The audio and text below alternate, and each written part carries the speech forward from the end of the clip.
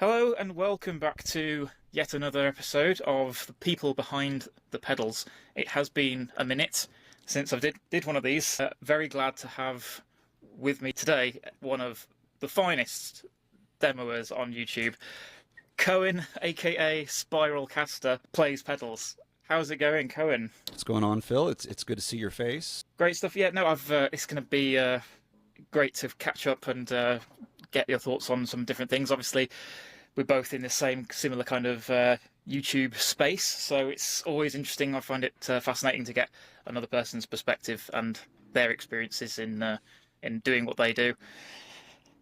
So I think before getting into origins and talking about, there's lots to cover and go over and talk about, but I know there's a bit of a gap, wasn't there, for you in your uploads and in your channel within the last year or so. How are things with that at the moment? Are things back to how they should be? Yeah. Well, so funny. We're still doing work.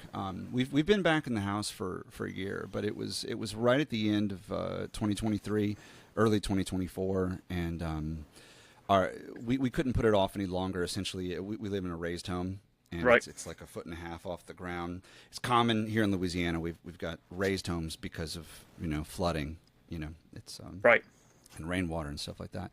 And our floor was eaten pretty much totally brittle straight through by these bugs, and it was collapsing. So like our foundation in the subfloor was collapsing. Wow. And it was just going to be a quick hey, let's get these, couple of rooms refloored. Let's, plastic off the rest of the house. And I probably would have been able to keep my studio intact, and we would have been able to sleep in the living room. And it just turned into like this 6-year thing. We realized it wasn't just those rooms; it was the whole house. Wow. And we found black mold in the walls. We ended up having to knock the walls out. We had all new electrical wiring because this house was built in the '40s. It was wild. So I was like living in a camper with my family out in our driveway, and instead of trying to force myself to, I don't know how I would have done it. No, of course not. I mean, you've got to prioritize the more important things, haven't you, in a situation like that? Yeah, that's crazy. Oh, I'm really sorry, man. You had to go through that, but things okay now. Things are sorted out. Yeah. Well, so. Yeah, I mean, I think back in last June, July, I started picking up steady work again, and I've been working pretty steady since then. But during the summertime, stuff slows down for me because we travel a lot, and also I'm troubleshooting 12 different ideas for the channel. I think you know how it is. It's like you want to. There's so many things you want to do, right? There's only so much time in the day, and then you're always juggling. Is this worth it? Does anybody care? That's the big question of the day. Does anybody care? Yeah, 100%. Yeah. Well, I was going to ask about your obviously being away from the channel for so long. I'm guessing your demo queue, the pedals that you had commissioned or lined up to feature and stuff. I'm guessing that all got backed up quite a bit. Yeah, I had, there was stuff that I was sitting on through that period. Old Blood Noise was sending me stuff because it's weird how they operate now. Stuff just shows up at my door with no explanation. I might get an email 2 weeks later, and it's oh, by the way, we sent you a pedal. Oh, yeah. Yeah, totally. And so I was like, I can't do anything, with this right now. And it was compounded with, we were dealing with insurance and stuff. And so I was also advised not to share much online, for whatever reason, just you never know. So I think I made a post to my community or whatever, my Instagram or my YouTube, and I was explain in the middle of all that, explaining what was going on, and then it was no, you got to take that down Wow. immediately, and so I think people were just left in the dark, probably didn't help things. So yeah, I've been trying to just get back into this mode of no, I'm still here, I'm still doing demos, and for the most part, I'm also trying to figure out how to minimize how much work goes into each of these pieces, because I think we're in this weird position. So you probably have, something to comment on this too. I think from our discussions, you might operate a little differently than me, but I'm in this wheelhouse where, like, I signed myself up for this whole, like, build a whole song, right, thing. Right. I love to do that. I love to do it. It's just, I take great care with every piece, and it's very time consuming. So, like, I'll spend a Monday morning from, after I drop my son off and I've had my coffee and stuff, 9 a.m. to 3 p.m., 3:30, sometimes 4 p.m., depending on when I have to go to work in the evenings. So I teach music lessons Monday through Friday. And I maybe in that time will have accomplished only writing and recording the stems, in the music for a third. Wow. A third of the demo. 3 full days of that. Sometimes, like, I come home in the evening and I'm like, trying to shut the door to my office and, like, come in here and plug into my Milkman and, like, record something that I've got. So I plug away at it, and then there's, like, a day of filming, and then there's a day of editing. So, like, 4 to 5 days for every single one of these pieces. Yeah, it's significant. It really is. A time-consuming thing, and obviously that can be doubled or tripled if you've got something really complex to kind of dig into and draw from. It's one thing to have a 3-knob overdrive, and then you get another thing that's like a granular delay with, like, a whole bunch of features, and you're like, oh man, this is going to take me forever to go through all of this stuff. I was just about to, 100%. I was just about to grab the Poly and Mess, because that's like this like step sequencer multi-effect. Yes. Crazy. It's almost microcosm-ish. I mean, it does, or LVX, like, right. And that's, like, up on the docket, but. With all their stuff, because I did the step and I did the synth, it's like I had to spend a week learning how to program and edit, and just ahead of time. Yeah, there's nothing worse than wrapping, filming doing the filming part of the demo, and then when you come to editing it, you realise, like, you spot something in the manual that you didn't realise it could do, and you're like, oh no, I don't want to have the conversation, or, like, have loads of people in the comments afterwards I post this saying, oh, you missed this feature, oh, how come you didn't go into this, or I'm like, oh man, I've got to go back and film another extra bit to kind of tack in there somewhere to kind of cover this other feature. No, totally. At that point, I would just say they'll live. they'll be just fine. I'm over it. I'm not going to lie, I have done that before, yes. Let's just be like, oh, wait, how much do I care about this? Usually, if it's a commission video, if it's a pedal that I've been sent specifically to demo, obviously I feel that responsibility a lot more to kind of think, oh, I need to go the extra mile here, I need to go back over and film another bit that includes... Yes, the responsibility part is real. I was just talking to Matthew Farrow at Alexander. We had a phone call the other day about something that he has coming up. It's top secret, but you'll find out about it soon. And intriguing. And I was just mentioning, like, whenever I'm doing demos, I always have the builder's desires in mind, even if I've never met them. Sure. I'll get, like, a rough estimate from their Instagram or their socials of, like, what kind of music they're all about. Like, some companies are like, they're the doom hardcore genre, or it's like the metal genre, and that's what they're into, right? And so I'll cater my music to that, because I want the pedal to be represented how they, not that obviously we know pedals can be used for any genre, for any purpose, and you can totally throw that off, but I'm never really thinking so much about, like, what a YouTube commenter is going to say, like, oh, you missed. Someone literally did that to me the other day, by the way. They did. I got a comment that was like, oh, by the way, that's not the function of this pedal, just for your information. So that does happen. Oh, I know. Yeah, it's people think they're being so helpful, and you're going to be really grateful and appreciative of their comment. So You're grateful. like, oh, thank you so much, kind sir. How do I ever repay you for your thoughtfulness? Oh, well, we'll get to comments and stuff probably later. We'll talk about that a little bit more in depth. Let's go back then, before we get too bogged down or heavy into the YouTube sort of side of things. Let's go back to the beginning. What's your first experience with using pedals, or what was your first pedal? I'm gonna try. I'll try to make this not, like, super long and drawn out, right? But I grew up in Louisiana, and my grandfather was a popular Cajun Zydeco recording producer, and he had his own band. So I grew up listening to a lot of Cajun Zydeco music, which is the antithesis of where, you know, my interests in music are or have ended up, you know.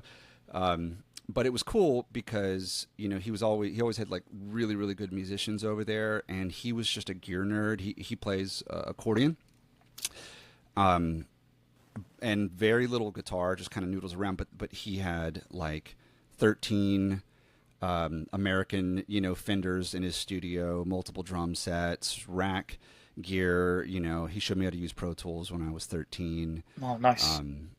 And yeah, no, totally. Like, you know, I don't think a lot of people are afforded this opportunity.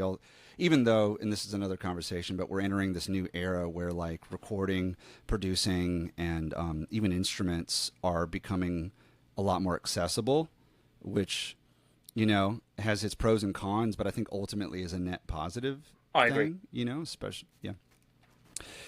And so I was afforded, you know, this early access to just like really good gear. And I showed interest in guitar. So like, and he hooked me up with that like early on. And then I think I remember probably the first pedal I ever plugged in was like the XP3, what is it? The XP300, the space station. The Digitech, yes. Big yellow Digitech thing. He had it like just tossed in a bin because I think it was already antiquated. Wow. By then, you know, this would have been like 2003. Wow. Something like that. Does he still have it? I inherited it and I didn't realize, you know, this back in 2010, I had no idea what the value of it was. Maybe it wasn't valuable then. Maybe it wasn't like a hot, like retro item. And I think I traded it for like a crash cymbal or something. Oh, no. Yeah. Oh, that's tragic. Somebody got a great deal there, though. So there's a whole positive story. There's a whole positive version of that story. Someone else can tell. No, totally. And I remember like recording this acoustic. I was really into like Nick Drake and Elliott Smith and Sufjan Stevens and artists like that at the time. And so I was already like going to my Gramps' on the weekends and just recording these like acoustic songs. And then I found that space station, and I was like adding these like and I was really into Kid A. You know, I was really into Radiohead, which was probably like my first, and that album in particular, which was like my first sort of like moment of going like, how the hell are they making all these sounds? Like, it didn't even occur to me, you know, like there were magazines. My dad would take me to the store, and you get like Rock and Roll magazine. It's like all your favorite rock artists and, you know, stuff that Radiohead probably themselves would cringe at, you know.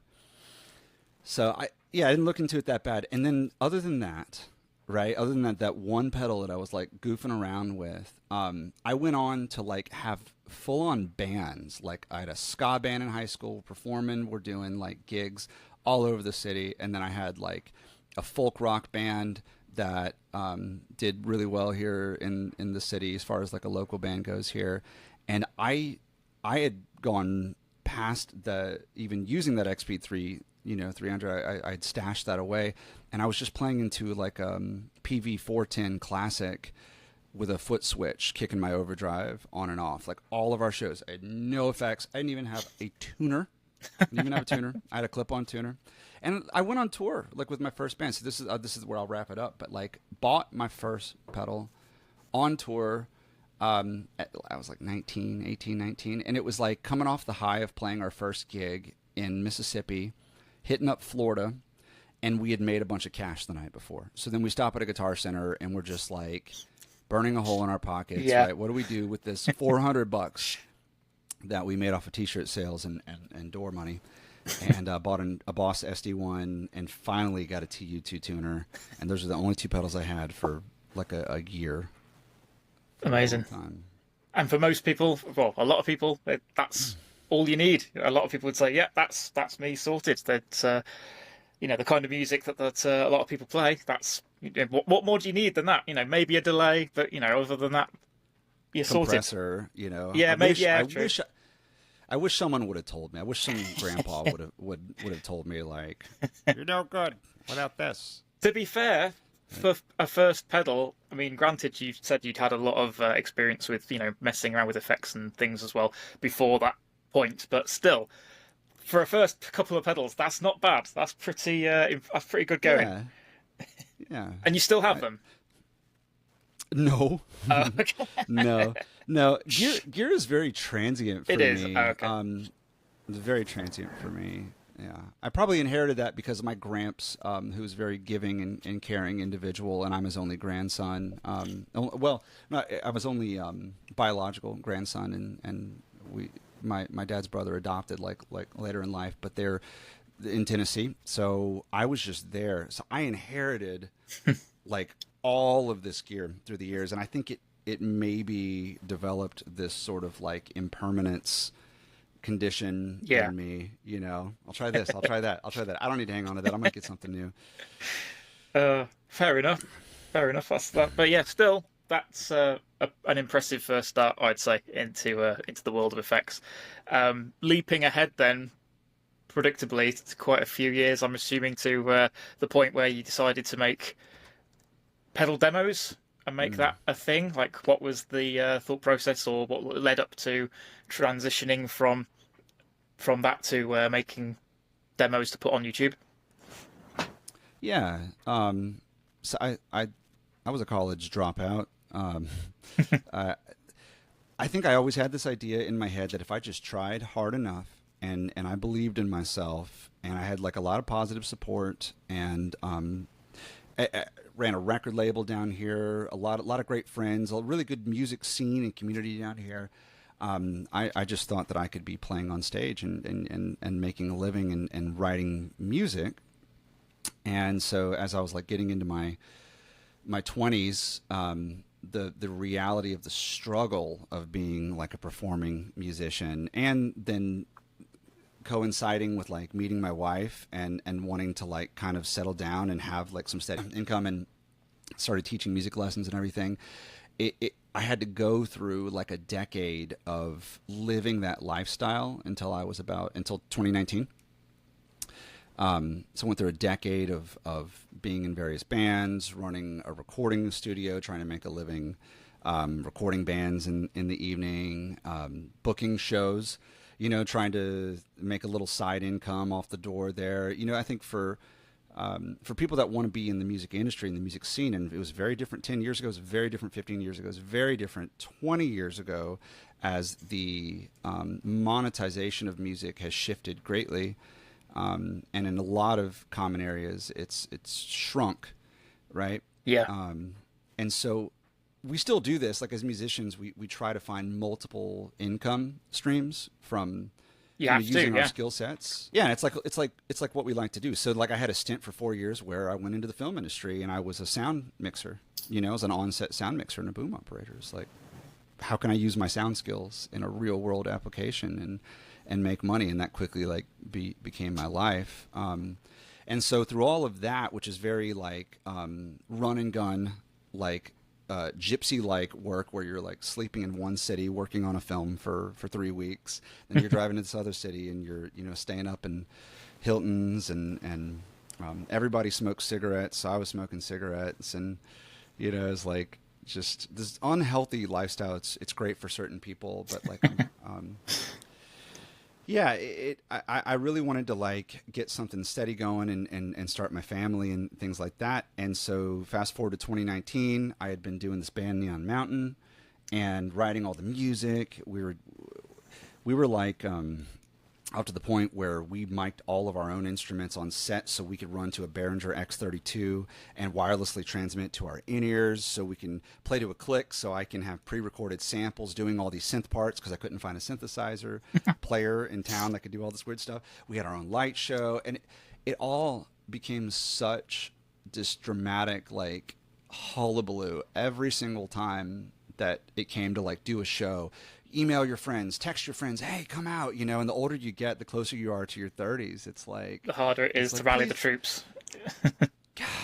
Yeah, and you feel bad. It's like they get burnout, it's like like tip burnout. Like people are just over it at a certain point. And so that all culminated to a head at the end of 2018, and I was like, I need a career pivot. Hmm.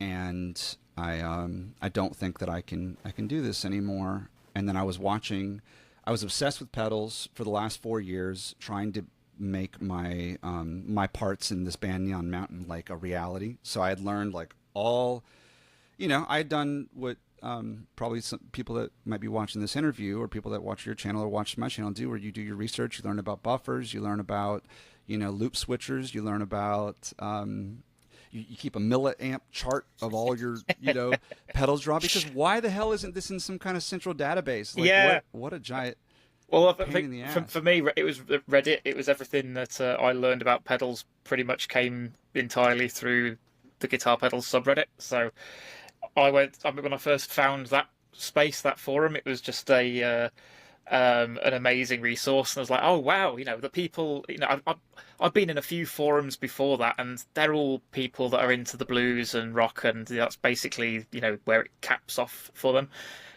I always thought, as soon as I found Reddit, it was just like, wow, these that people are actually talking about other effects. You know, people are discussing about, you know, reverb and delay, and it was around the time that the Count to Five had just come out, so Yeah. I kind of joined at that point where the Count to Five had kind of just dropped. So everybody was just every thread, every other thread was just talking about the Yeah. Count to Five. It's like they just got one, and this person was talking about Yeah. when's the next drop coming, when's the next batch being released. The Count to Five was on everyone's tongue. So, and I Yes. had no idea Iconic. what It's an anybody was iconic talking pedal. about. I was like, what the hell is a Count to Five?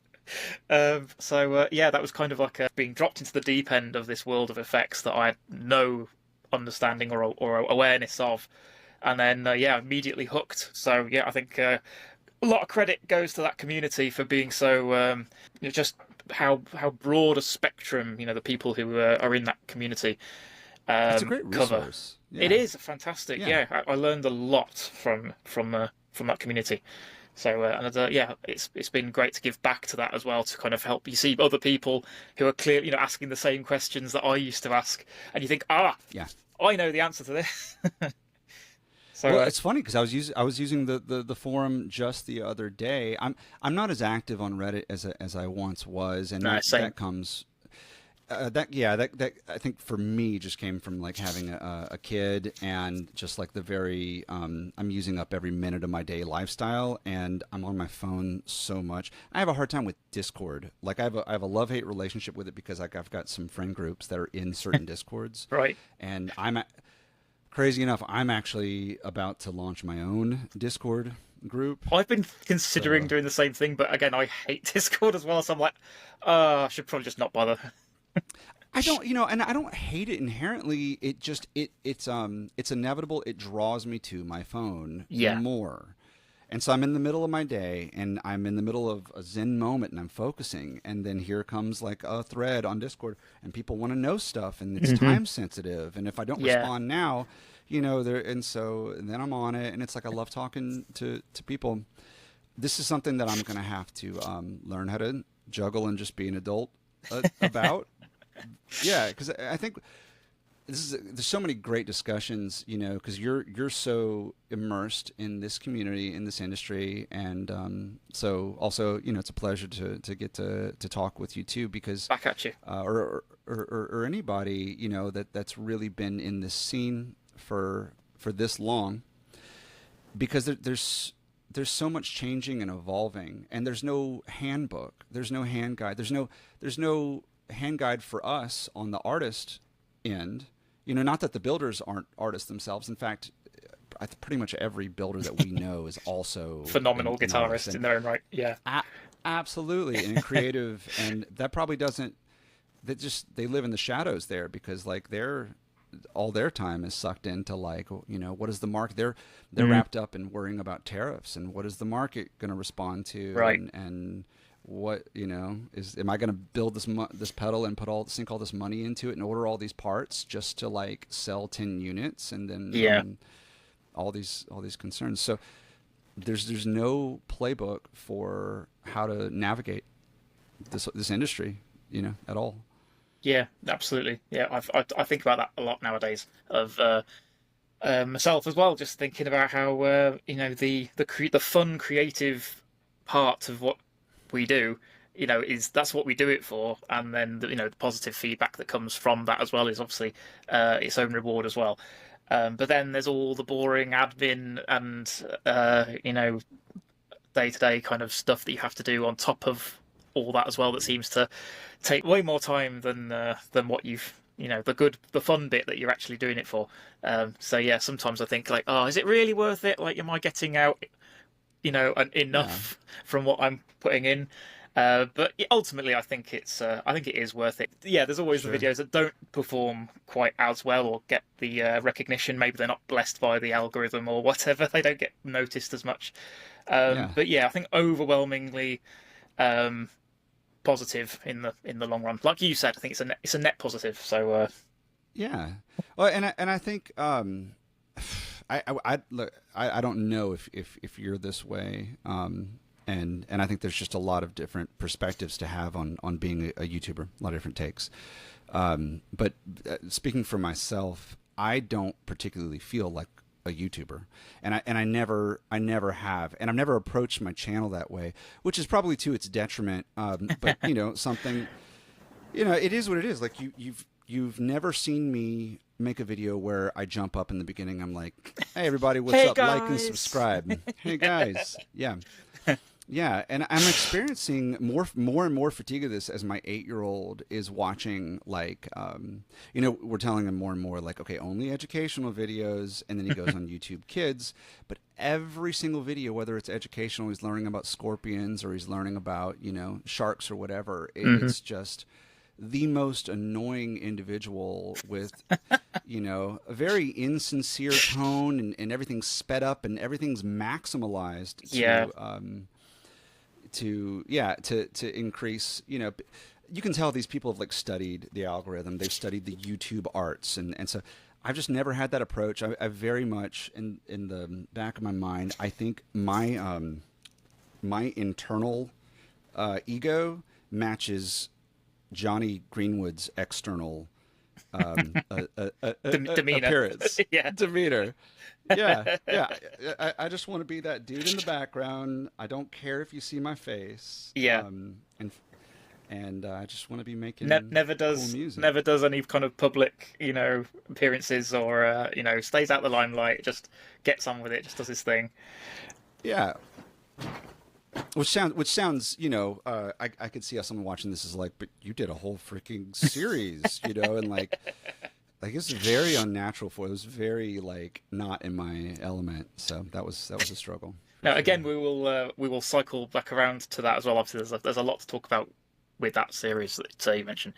But yeah, now going back to the videos you make, you touched on the work that you put in, the prep work into the writing part of things. And I've definitely wanted to focus in on that a little bit, because I'm not just saying this. You are I would say one of the best. You're the best writer for original music in the pedal demo scene, in my opinion. Oh, wow, man. You come up with everything that you demo is obviously a completely original piece of music, and it is a piece of music that you've written, and it's like designed obviously with the pedal that you're demoing in mind, and it's been tailored around that effect, so it therefore shows off the pedal like to the best of its ability in that musical context, which is obviously a really valuable thing for a lot of people when they're looking into the new pedal that's just come out. You think, oh no, it sounds interesting, but what does it sound like? If you're actually going to use it in a band, how does it sound musically? How could you apply this in like a practical context or whatever? And you do that 100%. I just wanted to ask, like, how much effort goes into making writing something to demo a particular pedal? Yeah, a lot. But first of all, that's super cool, you man. Thank you for.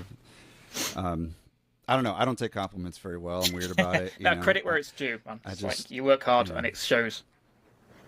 Well, I appreciate that. Yeah, I don't. I do feel a sense of responsibility for turning out like a polished product, on my end. And again, it's sort of, I've put myself into that position because I started off, I did my first day I published like a video and like launched my channel. I published 2 videos at once, and I didn't spend that much time on them. Like I think it took me 2 days to do each of these 2 demos. It was like a Spaceman piece. I bought these pedals off of Reverb because I was like on guitar or Reddit guitar pedals, right? Yeah. And I was just like looking what's cool, and I was like, what pedal companies do I really like? I wasn't really following a bunch of people on social media. And I was using like the inner cam of my phone, my iPhone like 7, at the time.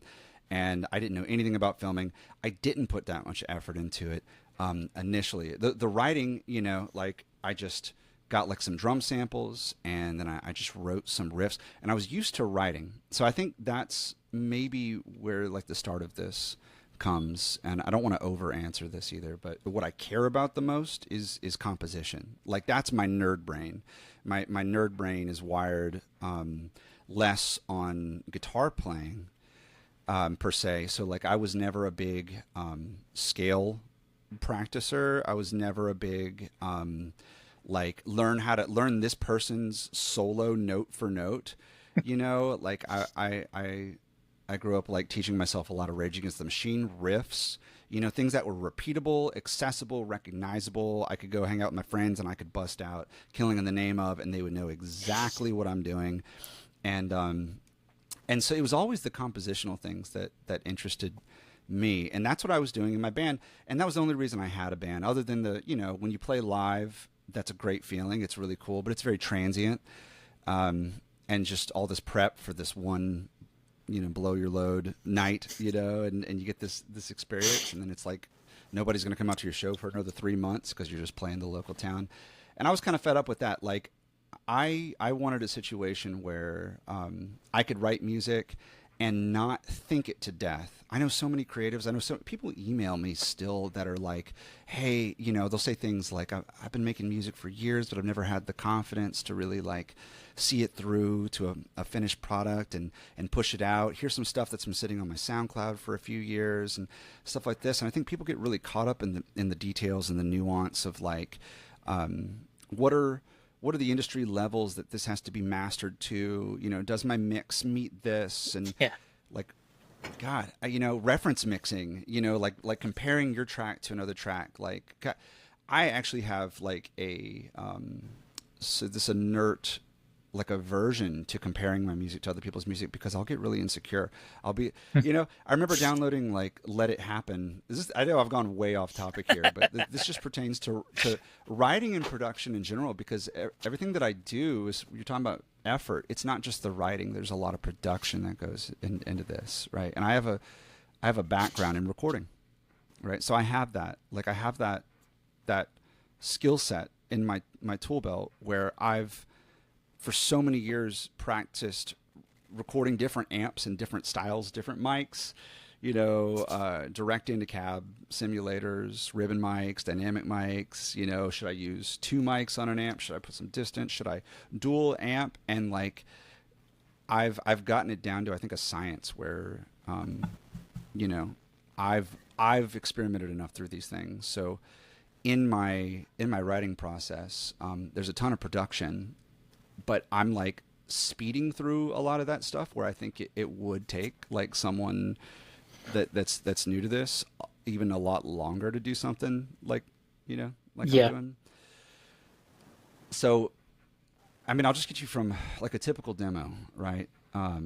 Say it's like day 1, right? It's the first morning, I'm spending 2 or 3 hours sifting through the manual, like reading about it. Like you said, you got to find all the ins and outs. Like, what are the secret things that this pedal does? Like, what's the purpose of this pedal? What's the point? What are the cool things? And I have Post-it notes all over my desk. When Chase Bliss sent me the clean, that was like, how the hell do I almost didn't want to do it. They emailed me and they don't even tell me what it is. They're like, would you like to be part of this launch? And I'm like, yeah, Chase Bliss. Oh, like, yeah. All right, sign me up. Yeah. I've worked on and off, with them, but like not really on a straight up like on a launch before, and so I'm like, great, and I said yes, and then they're like, it's a compressor. I'm like, oh, crap, man. Like, it's not inspiring at all, you know. And of course, it does weird things, but like, you know, people don't. I think a lot of people want to get into demoing, or people like glorify this kind of job, and they're like, oh man, I just want to get on camera and like get the glory of playing riffs, and it's like, nah. Like I had a whole day where I was like literally going through that Chase Bliss manual, and their manuals are also very like, They're involved. they're funky. Yeah. There's a They're lot involved. there's a Yeah, lot of great design and thought goes into making them. They're a yeah. work of art in themselves, just the manual, but there's That's so much, so much. accurate. Yes. Yeah, and so I'll do that, you know, and I'll just make sure I'm doing the pedal because it's just doing your job. It's like that's being a professional, you know, and then I'll sit with the pedal and I'll just go like just dial with knobs, and then I'm just like goofing around, noodling stuff.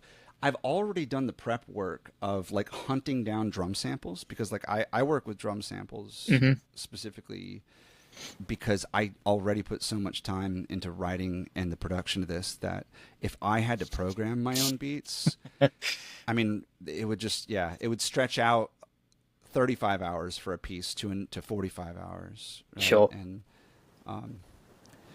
so, yeah, is that cheating? You know, I don't know. I think in this day and age, we're going to have to keep addressing that more and more as AI comes into play.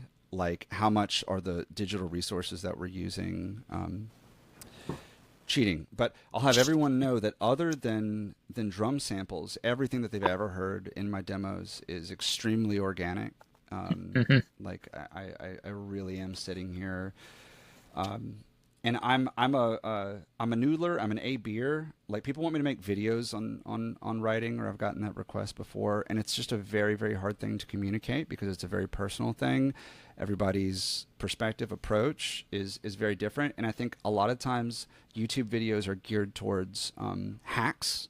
Yeah. Right. Like take this hack and Take this shortcut. You'll be great in no time.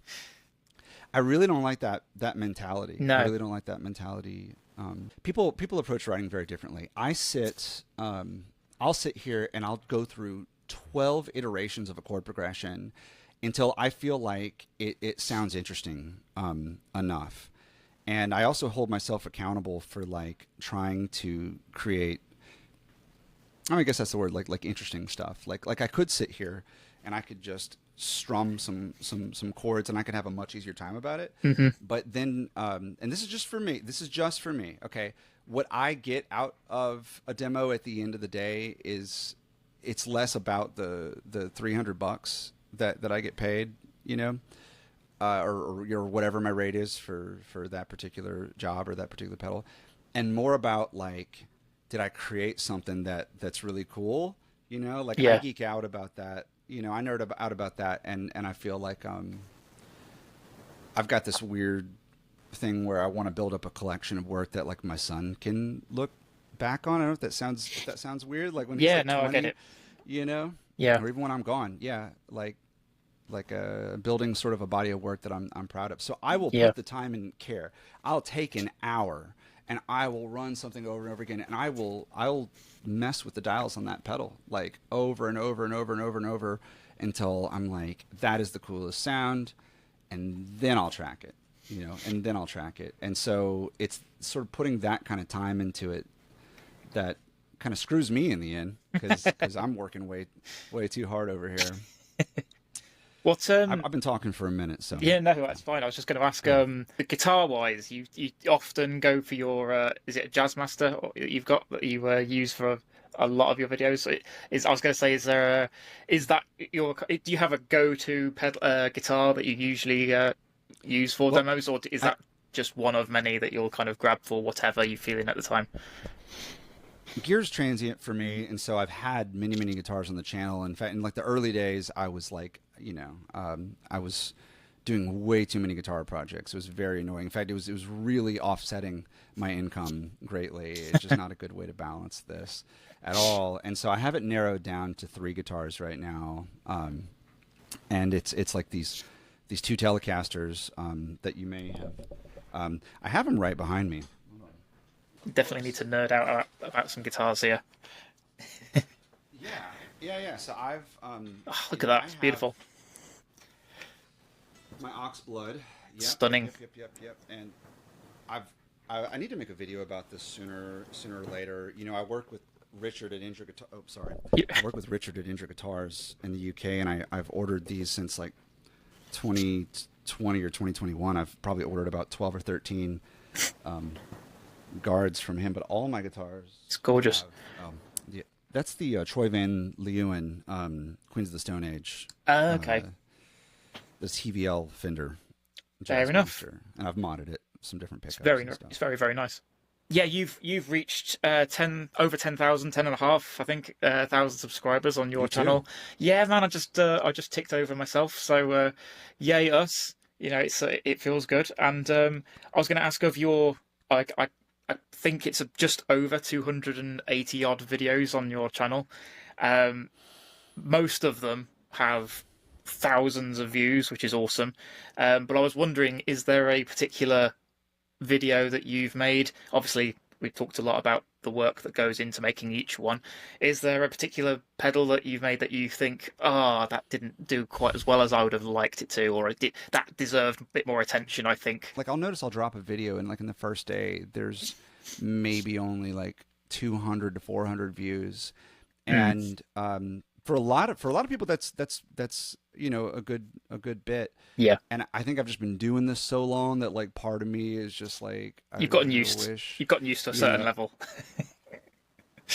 Yeah, well, I mean, I guess so, and I think also I used to get more views like within the first couple days, like when my channel was like in full swing. So this would have been like, you know, early 2022 and 2021, when I was probably at my like peak workload, but I was like so burning myself out, you know, at the pace that I was going. But my drop rate was a lot more consistent.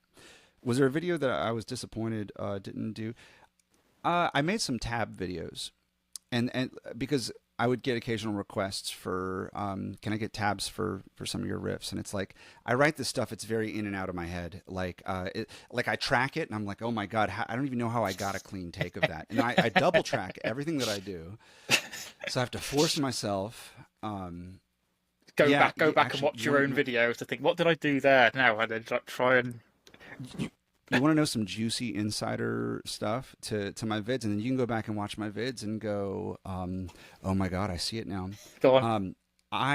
When you see me playing on camera, I'd say 99 times out of 100, I am mimicking myself. Really? Okay. I am filming retrospectively to the recording, because when I get into a writing and recording headspace, I don't want to mess with cameras.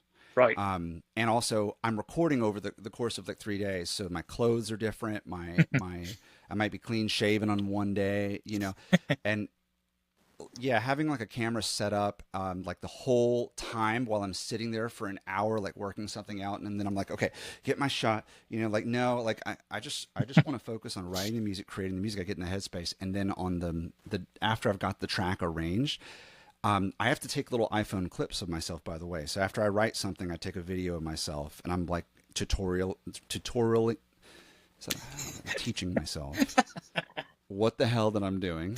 I'm reminding myself what tuning that I'm in, because I do weird tuning sometimes. And then on the day of filming, I have to go back and sit there and watch. I'm like, what was that? And talk about, imagine learning like a solo. Like you have to do and like the sustain and the shit. So I put that a lot, and that's something I'm about to change.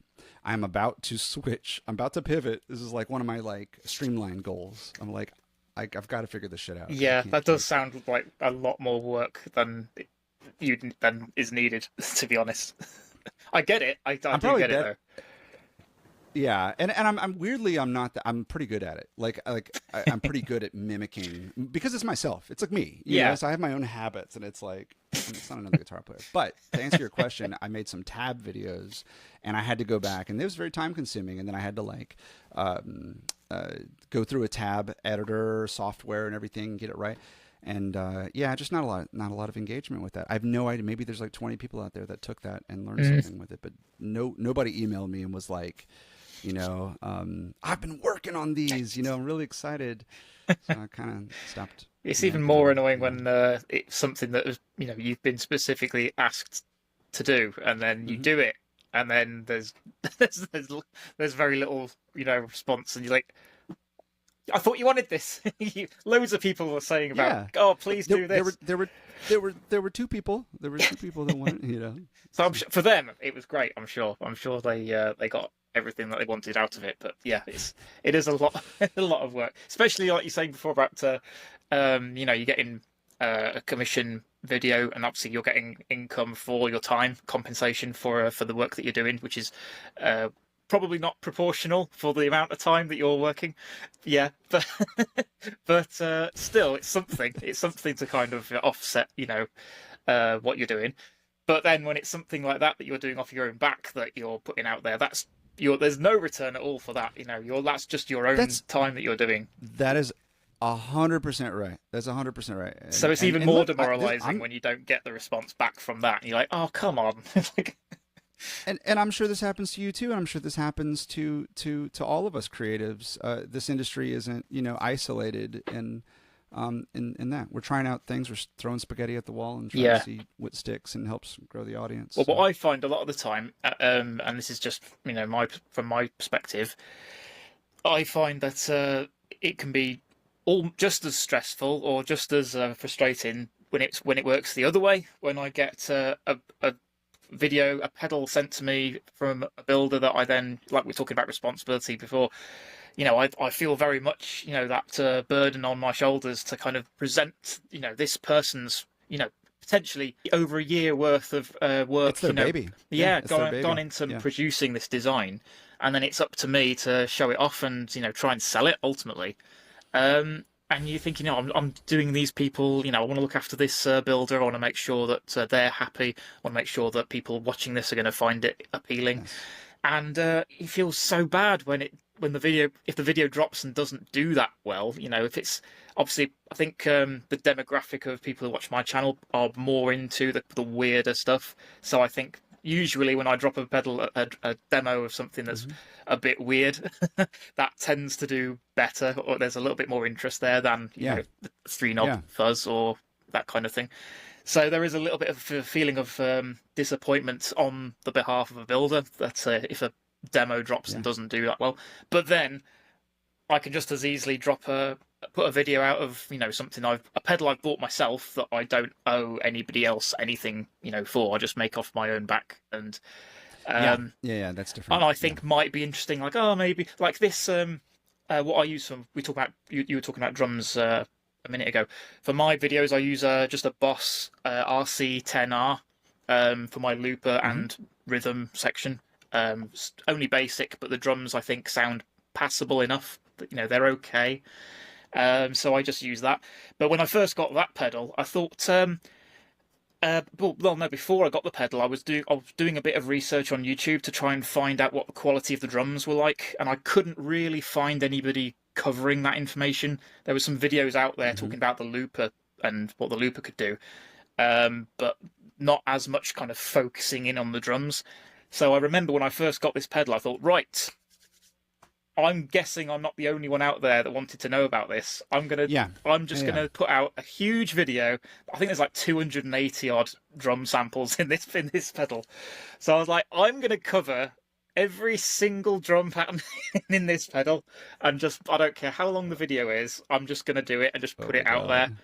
And I've had so much positive feedback from that. It's like 3/4 of an hour long, but it is literally just me turning the knob, cycling through each rhythm pattern in the whole pedal. Yeah. It took me well over a week just to edit that video. It took so long to kind of put that video out.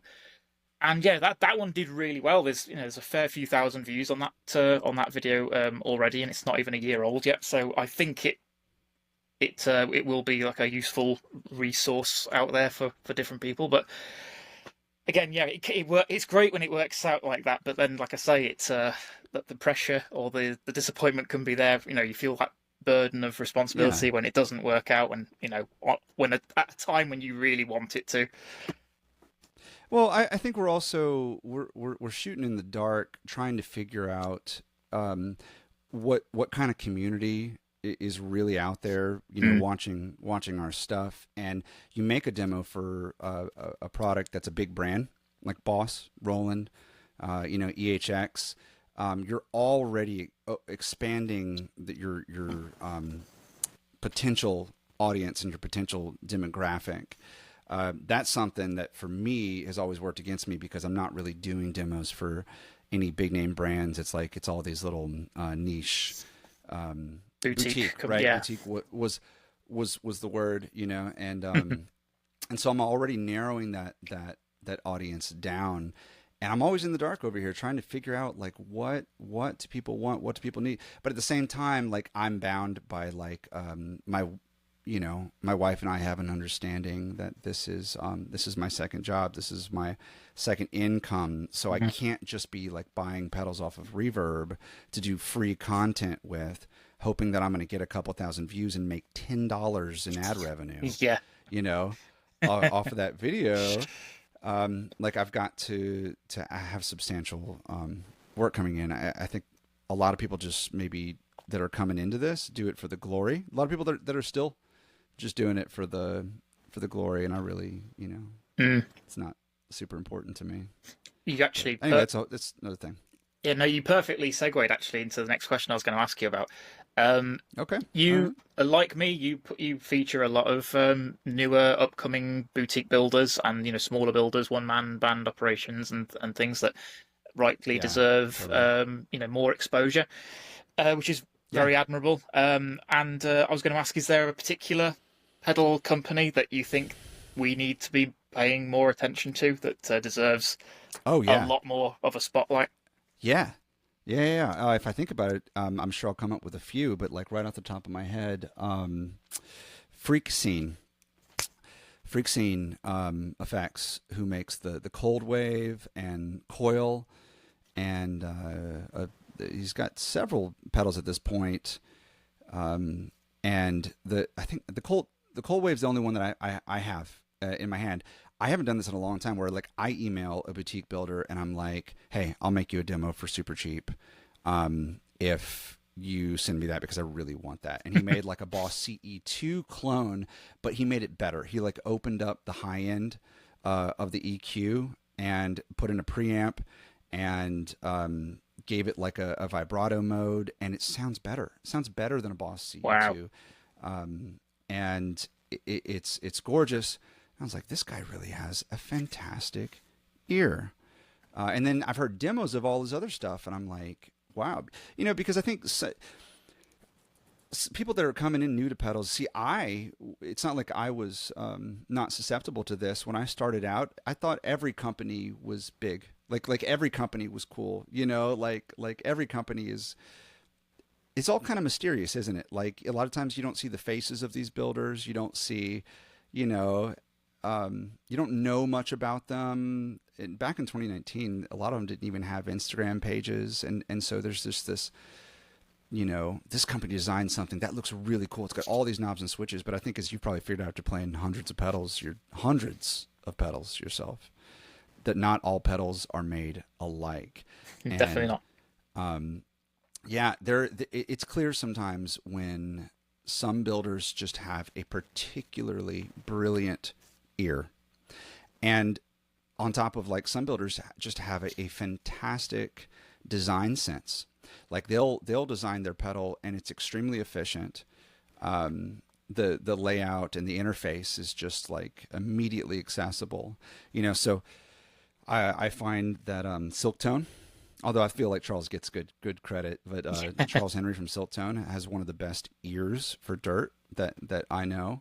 I hear good things, and obviously they sound great in demos and your demos as well. But I've yet to try them out myself. Yeah, I have his amp, and also normal devices that made the Decay Cascader. Yes, that looks amazing. This is one of the coolest pedals I've played in years. Fair enough. Fish Circuits.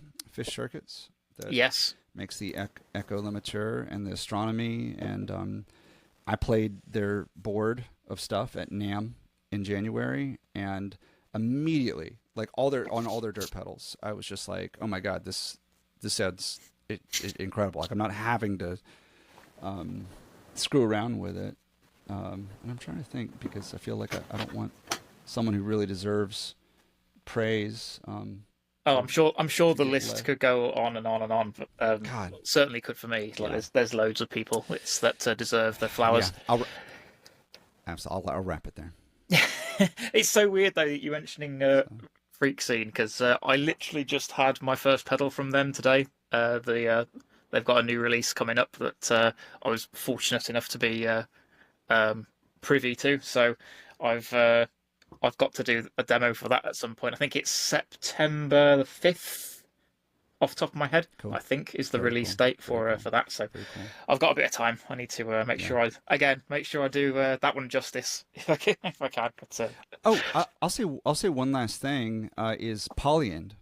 Even though they're not a boutique brand necessarily, or maybe they're. I mean, I don't really know, but depends they're on your more definition of synthesizer company. boutique, I suppose. Yeah, totally.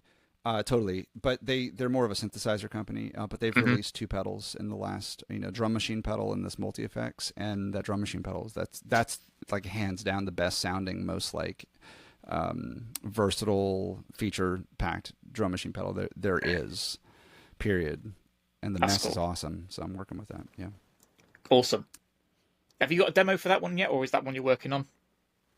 The drum machine I did a demo for a I couple haven't months ago, seen that one. and I need to go back and watch that one for sure. That's awesome.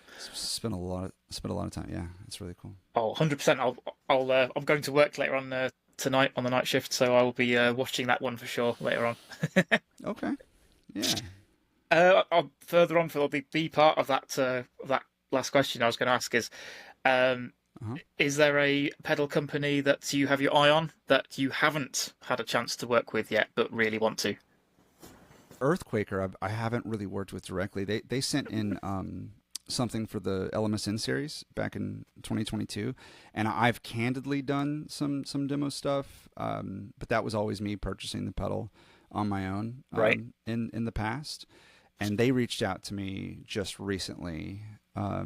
So supposedly I'm supposed to be working with them moving forward, which is really cool. Cool. I mean, that was nice to get an invite from them. I'm trying to think who I've never worked with. It'd be nice to be considered by Boss. I mean, I don't, or Electro Harmonics. It would be Maris. That would be really killer. JHS. So these are companies that like I've never reached out to. I've never had a conversation with. JHS, Strymon, Boss, Electro Harmonics, and Death by Audio has on multiple occasions told me that they want me to do a demo and then ghosted me briefly afterwards. That'd be rad. I love their shit. I think everyone does. Yeah, Death by Audio are one of those companies. I think that they're awesome, but I think they must get absolutely hounded by people so. wanting to feature their stuff. Yeah, I can imagine yeah. it's easy to lose track of emails and following up on things. That's a good point. You can't take this stuff too personal. Yeah, no, and maybe 100%. that's a good point to bring up. You got Whenever a few times I often forget myself, who I've reached out to for Mm-hmm. potential collaborations and things in the past. But like a lot of the time this happens, I'll see somebody on Instagram or a particular post from a builder about their pedal, and I'm like, oh yeah, I keep seeing that around. It'd be great to feature that on my channel. And then I'll open up the the message window to drop them a DM, and I'll realize that I already have a conversation from like a year ago asking them the exact same things, and then what the last sort of few messages they sent were like, oh yeah, I'll be in touch, and that's the last thing that you heard, from like 8 months ago, and you're like, so I often leave a humorous comment saying, oh, I'll take that as a no then, with a wink. And oh no, totally. I used to. You have, yeah, exactly. You have to like swallow your pride. Yeah. Sometimes, and some people are just weird. Like you don't want to be overzealous about reaching out and being like, "Hey, oh my gosh, I would love so much," but because it's very assuming, right? You slide up into somebody's DMs and you're hoping for a good reaction. You can envision this great collaboration in your head. Yeah. But at the end of the day, what you're saying is, like, hire me. Yeah. and or send me free stuff. Yeah. And so a lot of builders, it's like very awkward for them to have to go through the time of like coming up with an excuse why they can't, and then they just won't respond at all. A lot of them Right. just opt to just totally ignore you, which is fair. Yeah, having talked through the whole YouTube sort of side of things, obviously the inevitable Uh-huh. next Yeah. next stage of that was the Let's Make Some Noise series that you dropped seemingly out of nowhere at the time. I remember you reaching out to me and telling me about it about a couple of years ago, I think. Well, and Or was it more than that? was in Is it more like 3 years no, ago? it was. It was 3 years ago when I Wow. was getting into the initial like planning phase. So So what led to it that would have then? So been what led up to the thought process, that whole concept for that series? yeah. So okay, I don't know if people that are listening to this, like what context they would need for this, but I've been doing demos all the way up to early 2022. So I was demoing all the way through like March 2022 from February 2019. So about 3 solid years, of demoing, and in that course of time, I had already worked with almost 100 companies. Really, really lucked out because I have a really good relationship with Mass Distro, which is the based out of Portland, but international distribution company for 17 to 25 pretty major pedal brands and some have come and gone over the years. And through their marketing director, I would get a lot of work without having to go directly through them. So really in hindsight, and especially through the gear explosion year of 2020 and 2021, where everybody was home working on their projects and it was and watching YouTube, really, really good time. I was afforded a lot of opportunities to work with so many companies, but I was feeling very burnt out just because of everything we discussed, like the nature of how long it takes me to do these demos, the level of quality. I had a 3-year-old at the time, COVID, my other Yeah. job, teaching, which became teaching online during COVID. And I wanted to like leverage, I was like, there's got to be a way to leverage all of these relationships with all of these builders. And then at the same time, I was like trying to think of how to leverage all of my talented friends that I have here that I've accumulated over the years of being in bands and running studios and working for studios and being isolated for 3 years, just making music like in this office. It's like I wanted to do something on my channel that got friends of mine incorporated, and I've got some just crazy talented musician friends down here, like people that they do live bands, but they've got no online presence, most of them, and a lot of them are single, a lot of them are down to clown. So it sort of struck me, and this is sort of how my life goes, is I'll go through like a slog of routine or maybe uninspiration, and then I'll just have a moment, like in the shower or in my car where I get like the kernel of some idea, and then I get way too carried away with it. Like I'm like I'm super overzealous with some of these ideas, to the point of where like I'm texting friends of mine like it's already done. It's already done. In my mind, this is already, I've pushed the launch button. This is a go.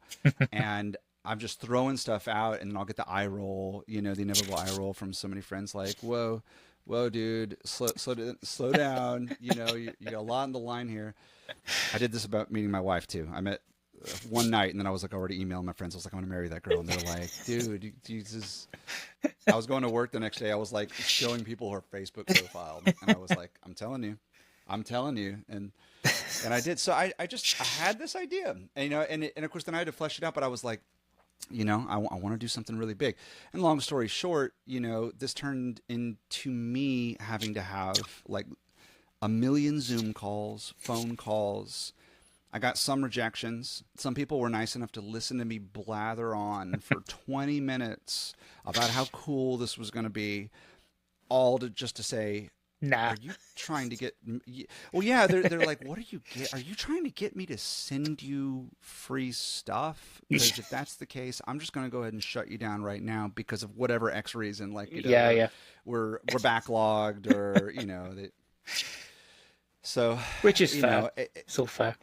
No, 100%. And then I also experienced very much the opposite end of the spectrum, where like Walrus came in clutch, and my contact over there, Philip, he reached out to Pedaltrain for me and was like introduced me. And Pedaltrain's like a family run company, so you're not talking to like the manager. Like I was hooking up with Jim Coletta, the CEO, the founder of Pedaltrain. Awesome. And had a phone call with him, explained to him what my vision was. He didn't even know what my channel was. He probably just knew that Philip recommended me. And if Philip from Walrus says, you know, that I'm good for it.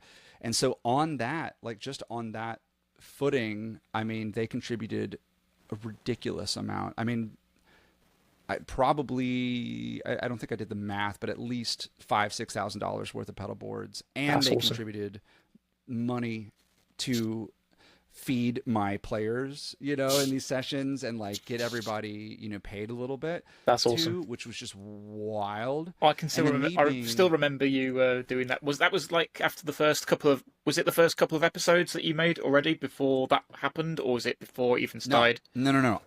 I got all my ducks in a row before Okay. I launched all this. But I do This was remember ahead you. of time. I do remember you to saying that though in one of those early videos though, saying about like It was the first. shout out to Yeah. Pedaltrain for hooking us up and covering so much of their expenses and stuff. Like that's cool. It was extremely cool, and I'll be a Pedaltrain, you know, like hardcore enthusiast for the rest of my life, because that really shows a commitment to like you know, small independent artists, and helping, because they didn't ask for anything. They didn't even ask for anything. You know, That's awesome. it was like, if you want to do a shout out, that would be great. But like, there was no deal struck with any of these builders that was like, I need to see X, Y, and Z. And for the most part, that was how everybody responded. You know, I guaranteed everybody, we are gonna demo every single pedal that gets sent in. Every single pedal is gonna get a demonstration, and we did that. You know, for better or for worse. So then fast forward, got into that whole series of projects. I couldn't really demo while, you know, it's just a lot of hard realities hit real fast. Well, that was it going to be my like, next. That was going to be my next question. Like, okay, what of like yeah, the obstacles? please. Obstacles obviously would have been many and significant, I'm sure, throughout that whole process. What was the hardest, or what was the most difficult? Like maybe unforeseen obstacle to overcome. Yeah. Oh God. I mean, it was really just the accumulation of all of the duties that fell on my shoulders. Like, it looked like I had a lot of help, and you know, for what it's worth, 1,000%. Like, I had a lot of friends that came in clutch and really came through. I had people that were coming to be session engineers. You know, the studio that we did it in let me rent it out for super cheap. The drummer that was in most of the episodes, Ben, he's one of the, you know, co-owners of that space, and so he participated doing the work, like the 5-hour nights, for free. Didn't even charge me. It's amazing. I mean, yeah, absolutely. I was asking a lot. I was being very assuming, but you know, I wasn't being an asshole, or I was, you know, for sure trying to do my due diligence of like making sure everybody felt appreciated, paying for everybody's food while they were there. I gave away a lot of pedals to people. You know, I gave away a lot of pedal boards and cables and gear to the people that participated, so they feel like they got something out of it. And Yeah. I tried to make sure that everybody had a decent time, that it wasn't super like stressful. But yeah, like, you know, you've done giveaways, right? Like, running giveaways is time consuming. So stressful.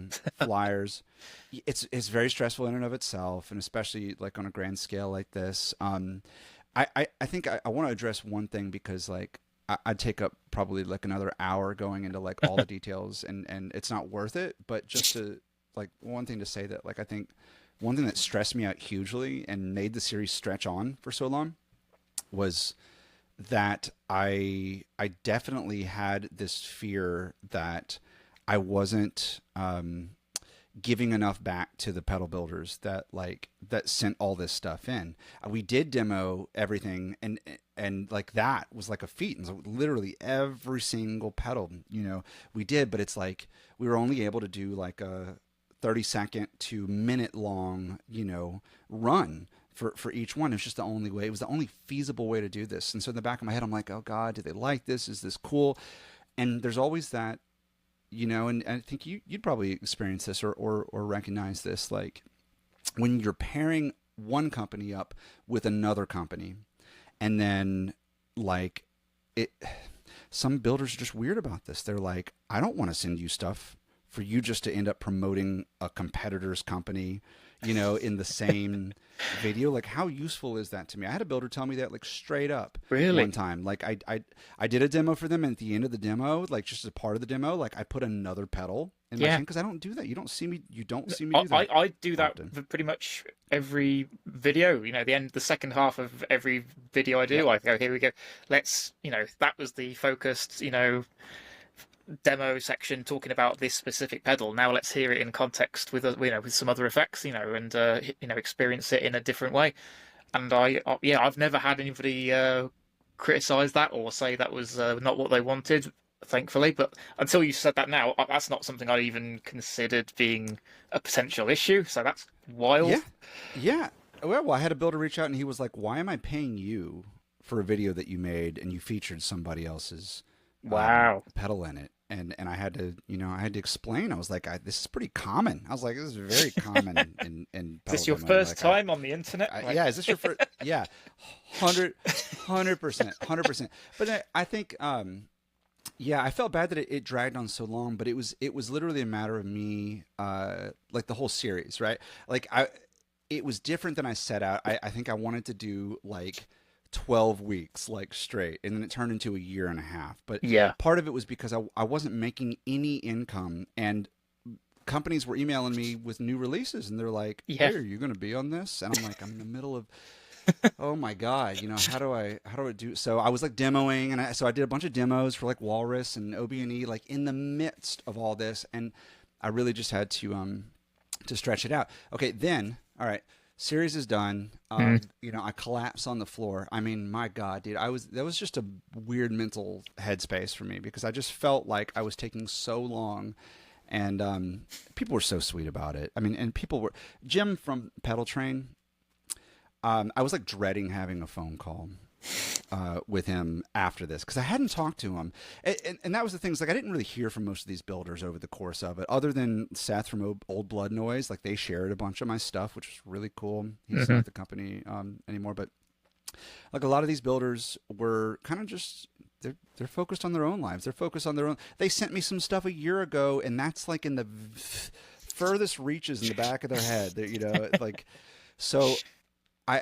But I had this all at the end of the series. I was like dreading having a call with Jim, because they contributed so much, and I'm like, I tried to flash Pedaltrain as much as I could, but like, was it enough? Did they get anything out of this? Did they see any sales out of this? Like, I don't know. And then I remember like I called Jim to tell him that I had wrapped the series, and I just wanted to tell him thank you. And he was like, dude, I'm so proud of you. Oh, that's nice. Yeah, like just and he said a lot of other nice things, where he was like, what you accomplished, but like he went through, he's very genuine, and I was like, man, all right, like I really appreciate that.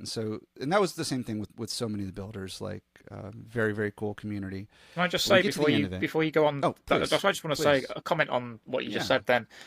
That for me, and I think I speak for anyone else watching this, that is a better advert.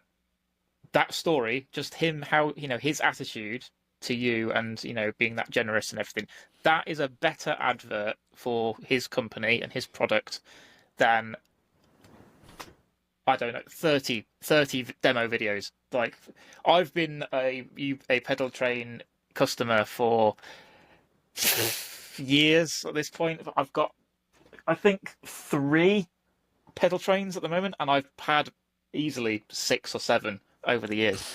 And for me, they've always just been like the go-to goat of pedal boards. Like they're so simple and perfectly designed, and there's nothing more that I could ever want from a pedal board. They're lightweight. They're they don't have any annoying like gimmicky elements to them that actually just get in the way or make it harder to kind of maximize the real estate for all your pedals. Plenty of room underneath for all kinds of Yeah. you know, power supplies. They're extremely practical. They're amazing. So And to hear that the people behind it are also just really genuine and nice people as well. That's awesome. Which is an almost better, which is an almost better reason You to, just want to just makes you want to support them even more. It's like, oh, definitely get. Why would I want to go somewhere else when these people clearly deserve my custom. So yes, that's really awesome. And Chase Joel at Chase Bliss was another very genuine person who contributed a ton and followed up and offered to give me money that I didn't take because he had already given so much, and this was like a little bit into the series. And Joel checked in and he offered to just donate some money to the series. Oh, that's cool. And I turned him down on that, but that was like so, that was so genuinely cool. It was, yeah. I remember I've heard so many positive things about him. He definitely comes across as a really genuine person. It's like, yeah, he's good people. Now I could say that about so many of the builders. Like if they participated in that series and they were on that list, those were good people. Yeah. Like every single one. Matthews. I'm sorry. Not, I hadn't talked to Matthews Effects. What am I thinking of? Matoverse. Oh, when yeah. I got off the phone with Matoverse, he said. I got a box a couple of days later, and it just had a ton of shit in it. And he was like, dude, you got me so pepped in your speech about this whole thing. I just got really excited, and I just threw like a ton of shit. Land Devices did the same thing. I was like, they said they were going to send one or two things, and I got a box. That's amazing. Of shit, So cool. So yeah, that's heartwarming and reassuring to know that there are all these incredibly generous folks in this community. I mean, I knew it. Well, I knew that anyway. It is a great community anyway. It's like every time you hear a story that's anything less than glowing. It's almost a shock in it when you hear somebody talking about a company. Oh, well, this person did this to me once, and you're like, wow, really? Like, it's an unusual thing. You don't go, oh yeah, figures. It's a real shock when you hear a negative interaction with someone. Well, weirdly, it really is a community. Above all, even if it's scattered and isolated, like there really is a sense of community here. Yeah, so you've got all of that work, all of the songwriting that went into at the end of each of those episodes that you put out, getting everyone together and actually using the effects that you've been playing with and noodling around with, and then producing like an actual piece of work, an actual composition. All of that work being brought together again and bringing out an actual record. So yeah, tell us about the upcoming record. Well, yeah. So I think in the part, like, what I want to address is like, why now? Like, why 2025? Like, what? Why not 10 years ago? What happened? So it was December 23. Like, I closed the series, right? Like I finish it. It was January 24 when our house had the structural collapse. So that immediately shut down my channel and my time and everything. I'd also put so much mental effort for 2 years that like also I needed to like put some distance away from it. But from the very start, Zach Martin, who was the original founder of Spaceman Effects, who left the company for a couple of years and is now back with the company from starting about a year ago. He's been the lead designer, first person to give me an opportunity on demos like ever in 2019. So he was the first person to send me a pedal ever. Him and I have developed a really good friendship. And now we're very close. And he was talking to me about this record from the very start, from like when I was in the inception of this project. And he's also a mixing engineer. Okay. And so like he's got a cool little studio space, Martian sound, in his basement, and he sold it to me. He pitched it to me like I'm the right guy for the job. Like if you want somebody to mix this. But of course, he wasn't going to do it for free. He gave me a very, very reasonable rate. I didn't want to mix it myself because I knew that that's a whole other job. Like sometimes mixing a whole record can take months, and it did, Hmm. and like I had to get my channel back straight, you know. So and also, you know, for anybody that's produced music like that, you're not mixing yourself, sending stems to someone else to mix in the professional world, like when you're doing things right, Hmm. is very, very stressful and time consuming because a lot of prep work goes into it. And you're also not the one in control of what comes back, are you? Like That's that's got to that's be an no, element. well, that's 100% right, right, and like I am a mixer too. I'm a Hmm. mixer too, but I was so close to, I was so subjective, Hmm. and I'm not stingy. I'm not really super stingy about like other people having their touch on my music. In fact, maybe I was more in my younger days, but I've moved more and more away from that and really learned to appreciate what another really talented person's take Hmm. on my music can do. It's really refreshing sometimes because like you'll listen to your own music like over and over. Yeah. This is just me, you know, me as like a regular, you know, because I'm like always pumping out stuff. So from any artist perspective, it's like it starts to feel stale. You're like, oh, I could have thought of that. And you're like, oh, yeah, I did think of that because that was me, you know? And so, you know, I wanted someone to take it like next level. And Zach Martin he sent me some of his stuff. And I was like, he's really good. He's really good. And I wanted someone who like cared about it, would put time and be passionate about it. So, all right. So long story short, it just took us these 2 years for me to get all the files over to him. He's starting a new job. He's back at Spaceman. In between, we're emailing back and forth. Oh, I don't like this. I don't know. I mean, everybody goes through this, but it was just very drawn out because we're both very, very busy people. And I was trying to get my channel back in order. So I mean, that's really the nitty and gritty of it. But we set like a deadline for this last May, and he kept saying, "Dude, there's a mastering studio here in Portland." And my friend Amy Dragon is just such an incredible mastering engineer, and she's got a whole a suite that she has rented out that's literally just a room. It looks like a spaceship for mastering, just for mastering. And they Wow. cut to vinyl. They cut Oh to wow. vinyl as well. Yeah, and he was like, he's like, after all this work, you know, we've become really even closer through all this. And he's like, how cool would it be if you came up to Portland, like you flew to Portland, and we sat through the mastering together. Hmm. And it was always kind of a pipe dream because, you know, it's expensive. Yeah. Like, you know, I live on the opposite side of the country. But long story short, I decided to do it. And so I went out and visited, saw the Spaceman headquarters, got to spend a week there, and him and I finished up the mixing in his basement together. And then we went and oversaw the mastering. But even then, after that, it was like 2 more months of we went through 5 different versions of the masters. So this is just like, this is the kind of headache. This is why I left bands. This is why I left. This is why I started demoing, because I hate all this shit. It's like it's I hate fun, all but of yeah, this. the stress and yeah, the mental energy involved and the time, yeah, all of it in it takes something from you for sure. But Yeah, and but it's extremely expensive. No, go ahead. yeah, no, I was just gonna say, but it is ultimately rewarding as well.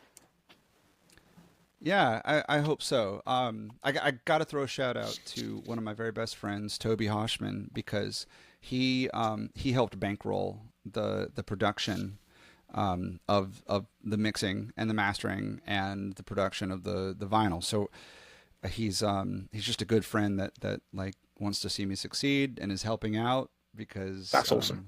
as a yeah, I'm very, very lucky to have very, very cool friends. But so the deal is, it's coming out September 4th, and right now you can pre-order. We decided with the vinyl, this is for like audio files. Like, I got it mastered. I have a separate master specifically that is like high headroom, very dynamic for the master. It's very hi-fi. And I learned so much about, because I've never had any of my music put on vinyl. Like the more tracks that you fit on a record, the lower quality it is. Makes The sense. more that you try to cram, and depending on the volume, like the genre of music that you have, the less you can cram on. And so Hmm. My record was just long enough where like we had to put it out on two. It's a double LP, kind of obnoxious, but they're gonna sound really good. That's amazing. So yeah, so there's 170 pedals that were used on the or more. I don't know. There's one song from the series that didn't get on the record, so maybe because it was that we had a bonus episode where there was like a guest artist and we did her song. So Right. that's not on the record because that's her song. But I think maybe over 160 pedals, right, were Right. used on the record. There are 14 musicians, and it's just like chaotic, high energy, very aggressive, Melodic, psychedelic. melodic as well though. The one sort of standout thing that I noticed or took away from your episodes, when you're, performing this like, psych rock or, noise rock or, all these kind of like shoegazy kind of things. There's a lot going on, and obviously a lot of instruments, a lot of layers and a lot of effects. But the clarity, you can pinpoint what each element is, and I was really impressed by that. I have no experience with mixing and things myself, but I I know enough about it to tell that there's a lot of work that goes into making sure that you can actually Oh process gosh. and recognize, all of these various elements, especially in a really complex um, composition. So fair play to Well, I appreciate that. Well, I felt like I had a gun to my head, so there was that. Like I really was in this headspace of like every company's going to know if I did or did not use their pedal, and so there's no hacking this, right? There's no workaround. So yeah, legitimately, and actually, if you're referring to the mixes on the episodes, those are just my rough mixes that I was just doing my best. I don't consider I'm an amateur mixer, even though I've been mixing for 20 years. I don't have this like professional mentality that I think that like people that just do mixing for a I living would have. disagree. I would disagree just from my limited perspective across the other side of the Uh, world. That's not the impression that I've gotten from watching what you do. It's like you I think oh selling gosh, yourself short. it's people are snobs, man. Like in the uh, in like mixing world, if you're a recording engineer, Oh yeah, no, I've for just sure. oh my god, I've taken tours of like recording, like real recording studios Hmm. in New Orleans here because it's a very like music city. Yeah. People just have such a stick up their ass about like I have this tape to tape reel and I have this 1176 Pultec compressor, and if you're not doing this, I mean, God, I think I raised my hand in one walking tours a couple years ago, and God, it was like $1 million studio that they had just finished building, and these guys that all look like Steven Slate, that are just all like CPU Yeah, giga yeah. chads, running the studio. You got to pay pay $500 an hour to record there. Yeah. I said something to the effect of I was like, I think Sufjan Stevens mixed Age of Ads in his headphones, y'all, and they were like, "Mm, you need a but you your speakers have to be balanced and you have to be sitting this far away and man, this is just the Uh, reality of this, yeah. I think people that have think like that, they hyper focus on things that I don't think are that important at all. They get in the way of creativity. Exactly. I completely agree. It's like I get it. I can understand like when you're passionate about something creative, music obviously in this Yeah, context, yeah. you enjoy it so much that you want to, it's not enough. You love that thing so much that you want to, spread it out. Like that music alone is not enough to contain all of your Well, passion oh and yeah, sound enthusiasm. design. Yeah, So sound it's design is that's part of what I do. yeah, Yeah, it extends out and yeah. reaches out into other areas that are kind of adjacent to that. So it makes sense. Like obviously in the pedal world as well, there's plenty of people that will hyper focus about circuits and components in pedals and like, oh, this chip means Yes. this is Oh man. worth Yeah. hundreds of dollars or Yes. pounds, whatever, and then this only has that chip, so it's worthless. Like they sound the same, dude. They sound there's literally no difference. They're fixating on the wrong thing. Yeah, But at the end of the day, I think a lot of those people excuse me, that are doing the fixating are it's okay because Hmm. they're a different type of personality. That's its own demographic. That is Yeah, its own demographic. A lot of those people, I think, aren't super right-brained creatives, you right. know, and I agree. I don't want to say compensating because that sounds derogatory. You know, they're nerding out just like we're all nerds, man. Hmm. We all nerd out about our own specific things. It's just some people really like to get into the finer details Yes, and nerd out about it. It's only a 100%. problem when it affects the market, right? Like Yeah. that is a cringe thing. Like the fact that like something becomes unobtainable Hmm. because of some, hype Yeah. that's been created around something. Yeah, 100%. I completely agree. Cool. So, yeah. So, where can people go for this release? Like when it drops in September? Is it what date was it? September. What was the album come out? September 4th. September 4th. Yeah, September 4th. It's called Here's to the World as We Don't Know It. Um, and it's a manic high energy record, and the title kind of matches I think a lot of the uneasiness that a lot of us are feeling about these times right now. Hmm. And And where can people go to it's pick it up? yes.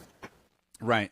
So at Bandcamp right now, and I'll shoot you a link, so by the time that you publish this, if you want to put it in your description, people can go to it to pre-order it digitally or pre-order the vinyl.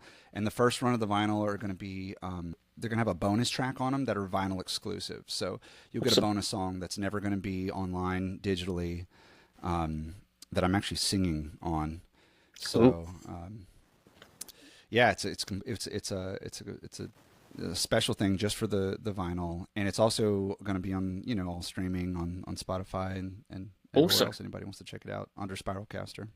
Amazing. I'm definitely going to be checking that out when it comes out. And in the meantime, I think I'm going to look back over the episodes of Let's Make Noise. Let's make some noise as well, just to kind I of did make some. watch them again. Well, I was going to say to that point, I should have thought to mention this, but I made some playlists since people are kind of revisiting a little bit. So there's the house episode playlists. Just watch those. We're just doing bonkers sounds through 170 plus pedals, 180. I Hmm. don't even remember how much it was exactly, but and then there's the studio episodes, the studio sessions. So I've made some playlists where you can. Awesome. It's a little easier than going digging them I in will video make feed. sure to add links to those as well in the description of this video. So, I appreciate it, man. yeah, for anyone watching that hasn't yet watched any of those or isn't maybe unaware, for anyone living under a rock, by all means, please head down there and check out those links, and they're going to be well worth a watch. Okay, so the only other question I had left to ask basically is, obviously, Hmm. it took a lot, a lot going through all of that process. Any plans to revisit and do a second season, as it were? Oh my God. So the only thing that I would consider is a one-off. Is a one-off. So like if I can get you know, mm, 15 companies to send in, a pedal and maybe reach out to pedal. I don't want to reach out to Pedaltrain for anything ever again because like my God, they gave so much. I know what So you mean. I figure out something. Yeah, right. You don't want to just be begging people, but that's the reality of this community. 100%. Yeah, it's great. It is really awesome to have that. Um, yeah. Okay. Well, thank you, Cohen, for No, giving up gosh, your thank evening, you, Phil. and it's been wonderful to chat and catch up and hear all about the inside info about this upcoming project. Very excited to see what comes of that. Hope it's a huge success. You deserve it. I really appreciate that, and it's been really cool to see your channel pick up this last year. I think you've had a significant upwind. Your dedication to the industry, to exploring. You'll give any pedal a chance. You will give every pedal a chance, and your creativity, the way that you explore your pedals. there's so much content on your channel. I mean, like there's stuff that people just can't find anything anywhere else, and so you're really providing a service for. Thanks, man. For a lot of people What there, I and lack so in it's what I also lack in well-deserved. quality, I make up for in volume. Well, but you know, you don't try to make it more than it's meant to be. You know, like you're set out to accomplish. I think exactly what you're accomplishing, and Thanks, man. and that's valuable. I Yeah. appreciate it. Thanks very much. Your dedication shows, absolutely. Thank you. I very much appreciate it. But yeah, what I like about this corner of the of YouTube, this tiny little niche um, community or part of the community, every one of us, you know, the people in this space doing what we do, it's each person brings their own, you know, take on demoing, and Totally. you know, and Totally. everyone's valid. Everyone has their own kind of unique take and way of doing things. So yeah, I think it would be kind of boring if everybody was just producing exactly Doing the the same same thing. copy Yeah. paste, you know, videos. So yeah, it's great when there's variety to think like, oh, I want to know what this pedal sounds like in a, you know, musical context, so I'll watch them. But then I also want to know like the, you know, the more Yes. bare bones or Yes. like details and like what exactly is happening when you're turning this knob, you know, what's So- actually occurring there, you know, and I'll watch So that person for that. I'll leave it at this because I'm just for the first time getting into doing exactly what you're saying, because you know, last thing that I do when I'm like wrapping up my day is go watch more YouTube pedal demos, right? It's not something that I typically, and I did like back in the late 20 teens, you know, when I had a band and stuff, but I'm forming a Radiohead tribute band. I didn't even get to bring this up here, and it's going to be a part of. I'm going to be incorporating it into the channel over the next 6 to 8 months because we're trying to do it legit. That's and awesome. so now I'm scouring the internet for like, what are Johnny's pedals? What the hell is he doing? You know, what is really going on? I just realized it's its own little micro industry.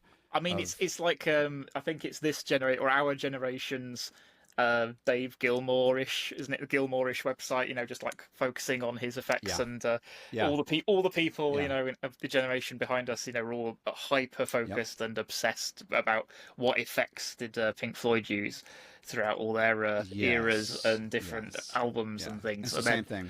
For us, it's Radiohead. It's like, what effects did he use for that? And then you kind of find out it's mostly like really simple household stuff. Like at the end of the day, you know. So thank you. Thank you so again, much. Cohen. And to everyone watching, please again be sure to check out the links down below in the description, because there's a whole bunch of interesting stuff down there to check out. And yeah, definitely support what Cohen's doing, whether it's picking up the album on release day or just heading over to his channel and subscribing, because either way, he definitely deserves it. So thank you again, Cohen, for your time. And yeah, we'll definitely catch up and chat again in the future. Take care. Absolutely. All the best, dude. Thanks a lot. Bye. Likewise. Later.